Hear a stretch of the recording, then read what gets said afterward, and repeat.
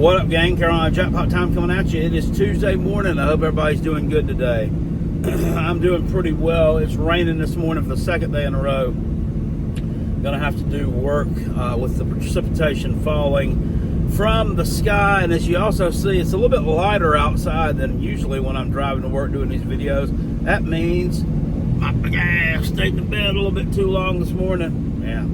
It happens every once in a while. I worked 6 days this past week. Getting up that early, it drains you at times, so it'll be fine. We'll make it up another day. Well, that said, getting into talking some Gamecock football. So, big ups to one Kyle Kennard, Gamecock senior edge rusher, wins the Bronco Nagurski Award as the nation's top defensive player. 11.5 sacks last year for Mr. Kennard, 3 forced fumbles, and 28 total tackles. He is the nation's best defensive player from the transfer from Georgia Tech. I thought the guy would be an impact player when he came in. We thought, maybe, hey, here's a starter. This guy will start for us, but damn. Didn't expect to see this. I don't know. There's some other guys on that list there. There's people who've had. We have one player out there who actually had like 17 sacks, but it's probably that. It's a combination of that. I don't know exactly how many tackles for loss he had. That wasn't on the ESPN stat sheet that I looked at, but it was significant. And the mentoring of Dylan Stewart probably played into that. It's not just about stats. I mean, it's some of the other things you do to help your teammates that get you awards like these.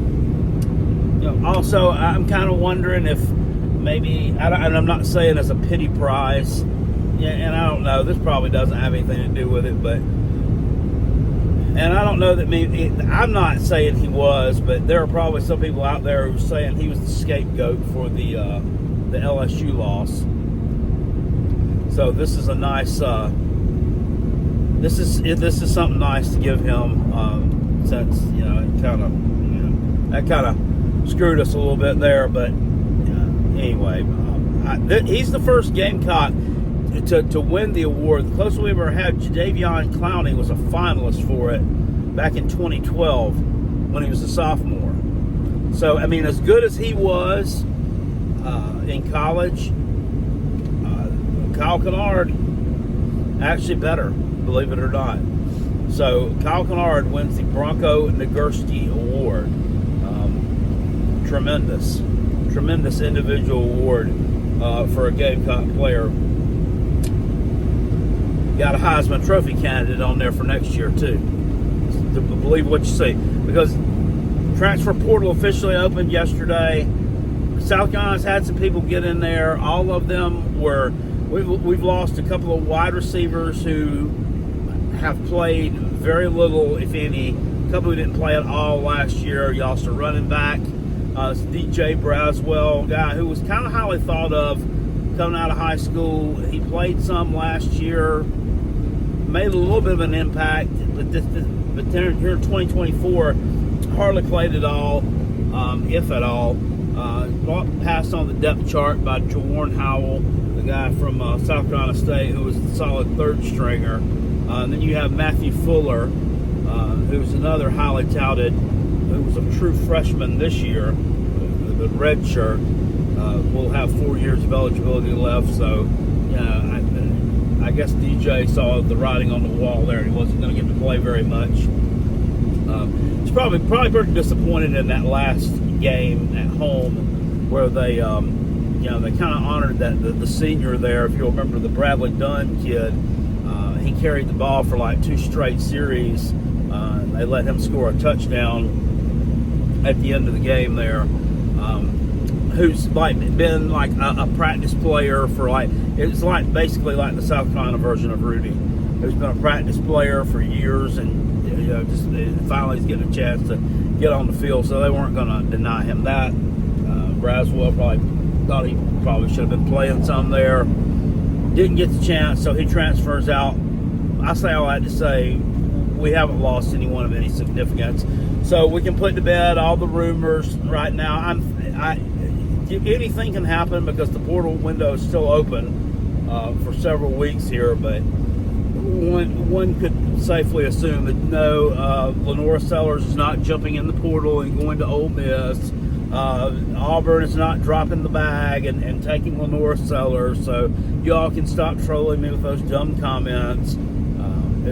There's no validity to any of those rumors. It's just talk. It's just BS, like I said, written on thing. Sports Talk Jay actually tagged Carolina Jackpot on one of the videos that he made, 2 or 3 days ago. It's like, Carolina Jackpot attacked me viciously about the article. He says, but there wasn't one article, there was two. Okay, there were two. There were two that were BS. There were two that were bullshit. So I don't know what to tell you on that. But Beamer has talked about the bowl game also and people opting out of the bowl game. He says so far he doesn't have any opt-outs, but he actually has opt-ins for the bowl game. So some of his seniors have actually told him that they are going to play in the bowl game, and they do plan on playing it, and they want to get that 10th win. And I'm here for it.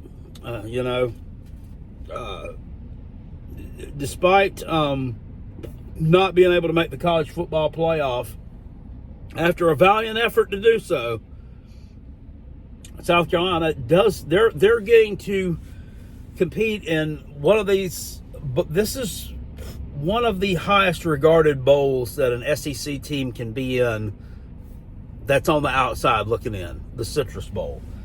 It's better than whatever bowl, Alabama, what are they in, the ReliaQuest Bowl, which used to be the Outback Bowl, I think I'm correct in saying that. The Citrus Bowl is a little bit more prestigious. So this is the last time South Carolina played in this game was actually in 2013, at the beginning of 2014, after the 2013 season, where they beat Wisconsin. So it's been a little over 10 years since we've played in this game. Looking forward to returning to it. I'm looking at Illinois, who's going to be the opponent in the Citrus Bowl. I mean, they're not a bad team.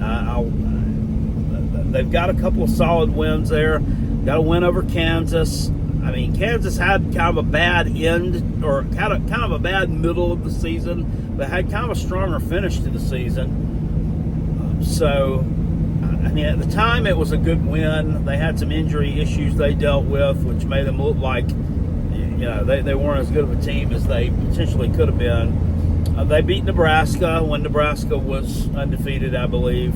So that was a decent win for them. Kind of hung around at Penn State. They weren't ever Penn State was never in danger of losing the game to Illinois, but I think they lost 21-7. Had a home loss to Minnesota, which was kind of a bad loss, and they went to Oregon and absolutely got destroyed as a 21-point favorite, I believe, in a game where Carolina Jackpot and a lot of people had taken Illinois to cover the spread because they'd been covering some spreads.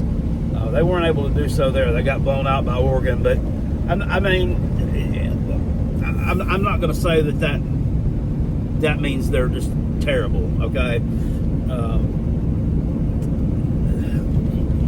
Former Gamecock wide receiver coach Justin Stepp went to Illinois. They had a couple of receivers go for about 400 or 500 yards, I think. So, not overall a terrible team, but I mean, it's South Carolina should be able to handle them. Another fun fact that I brought up on our thing the other night. Once again, I know I'm a big boy. The Illinois coach Brett Bielema, he's a very significantly large man. Okay, I mean you can see him coming from a long ways off.